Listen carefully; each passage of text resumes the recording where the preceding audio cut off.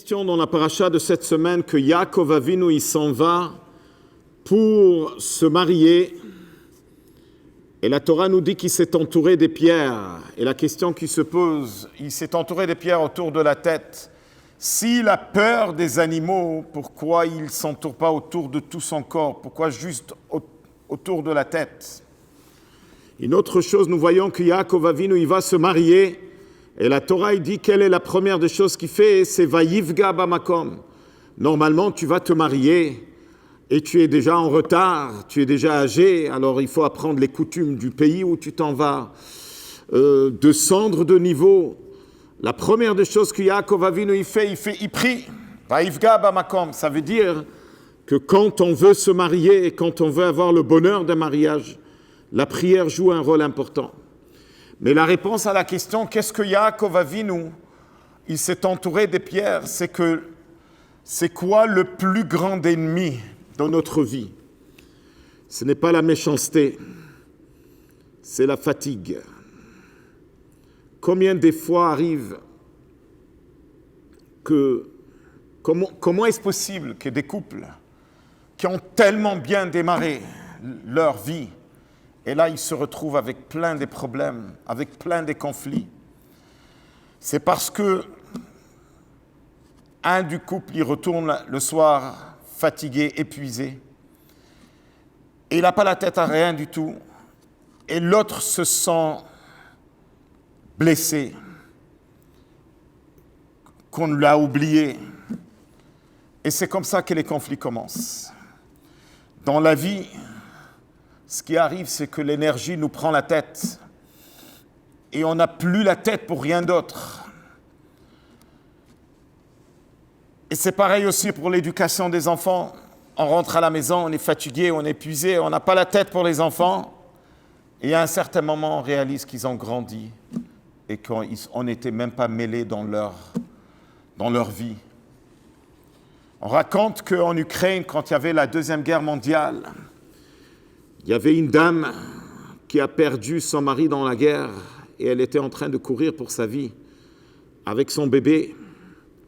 Et elle savait que partout il y a les nazis et c'est très dangereux.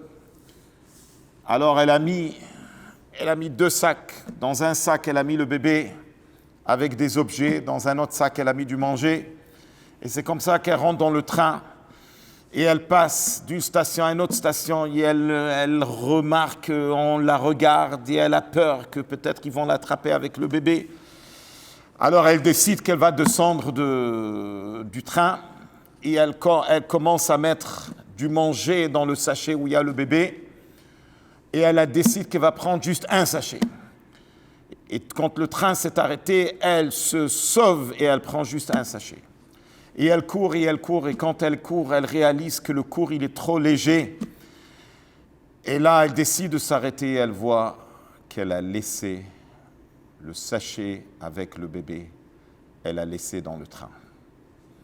C'est ce qui arrive dans notre vie, que des fois on court, et c'est l'urgent qui prend la place sur ce qui est vraiment important dans notre vie.